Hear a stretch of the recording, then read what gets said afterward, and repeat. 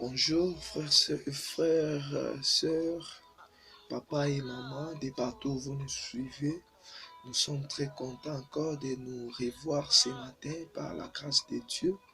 Et beaucoup plus, j'aimerais insister, n'oubliez pas de vous abonner sur notre chaîne pour encore recevoir la parole de Dieu qui va beaucoup plus vous bénir, qui va vous fortifier, qui va bouleverser votre vie, qui va changer votre vie dans le nom de notre Seigneur Jésus-Christ. Et ce matin, je suis dans Apocalypse chapitre 2 au verset 29, que celui qui a des oreilles entende ce que l'Esprit dit aux églises. Là, je vois, c'était l'ange de l'église de Thyatire.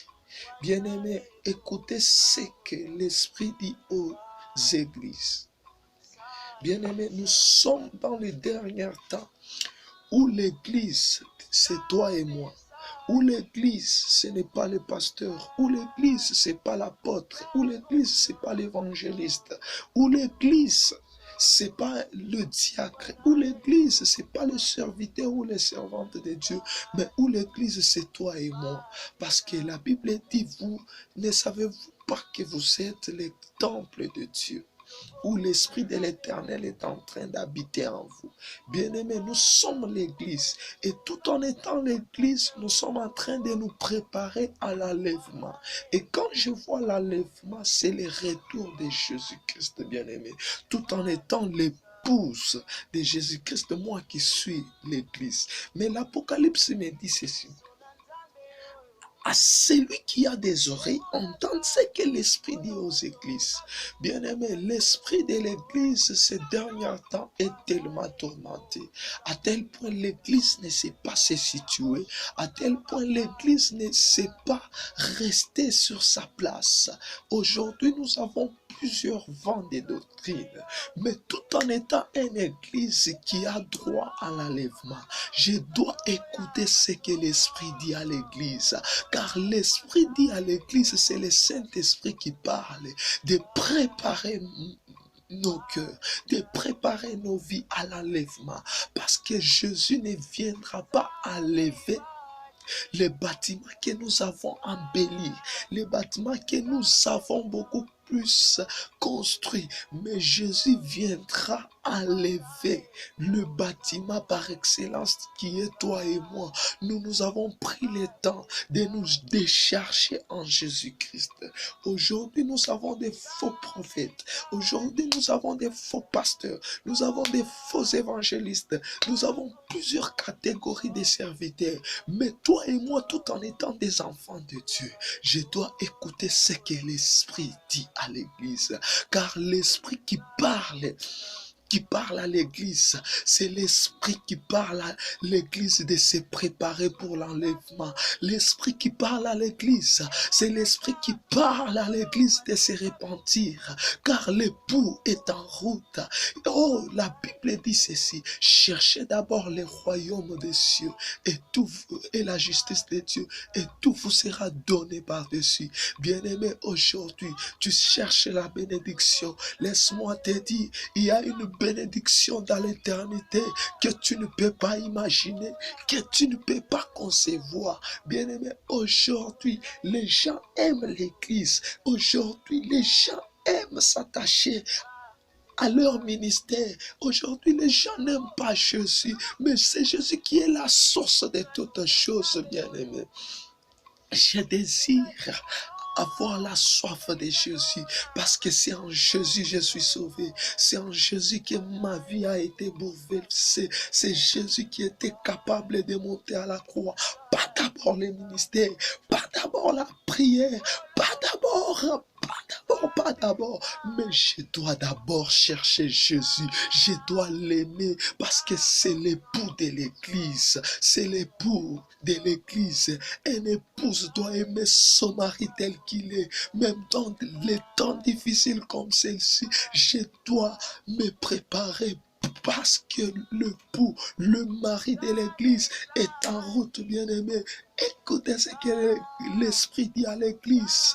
Et l'Esprit qui parle à l'Église, c'est de se repentir. Bien-aimés, nous savons, nous sommes en train de vivre dans des moments difficiles, dans des temps difficiles, où les pudicités deviennent comme de l'eau à boire, où les pudicités, où l'adultère deviennent comme dire bonjour à quelqu'un. Bien-aimé, mais je connais l'Esprit qui sait mieux parler à l'Église de Dieu. C'est l'Esprit qui s'est dit, répands-toi, répandons-nous, car Jésus revient bientôt. Bien-aimé, la force qui nous donne encore de continuer sur cette terre, c'est pas la prospérité, car je n'aimerais pas je n'aimerais pas être prospère sans Jésus. Je désire l'élévation, mais je ne désire pas l'élévation sans Jésus, car il y a même des grilles qui élèvent. Laisse-moi te dire, il y a des grilles dans ces temps ici qui peuvent t'élever à une tâche, à une building bien limitée.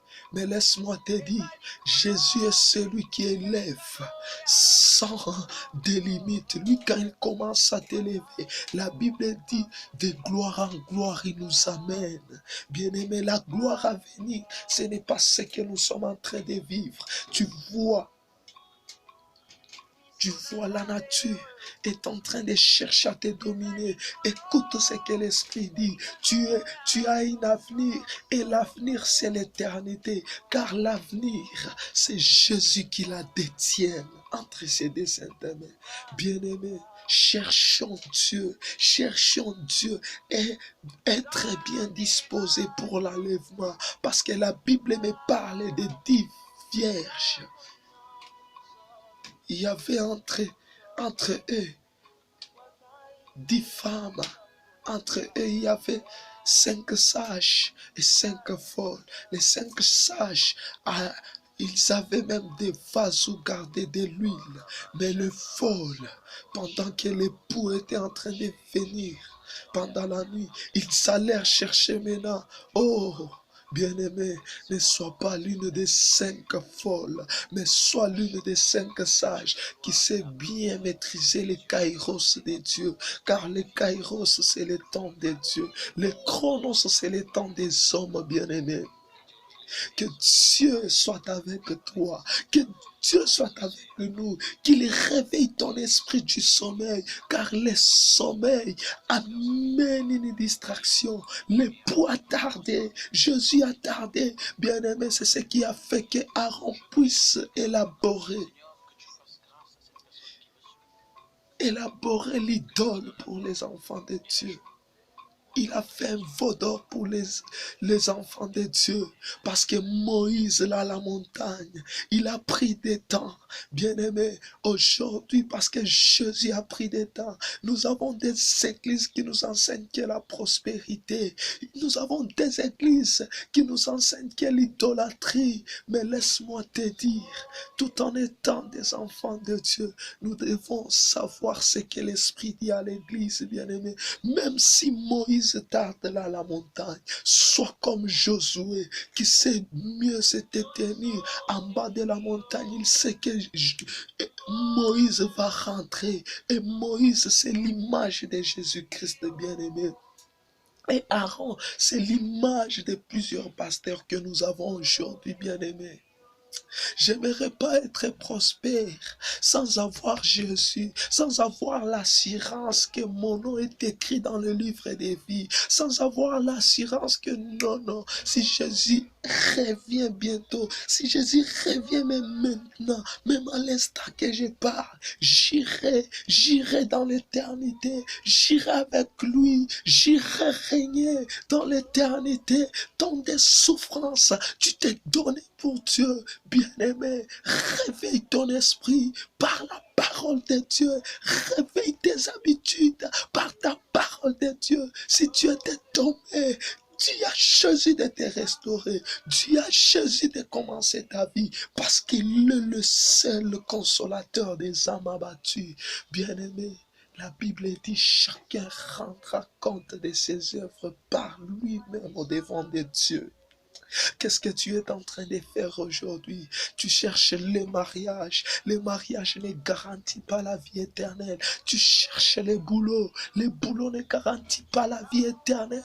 Tu cherches l'élévation ne garantit pas la vie éternelle.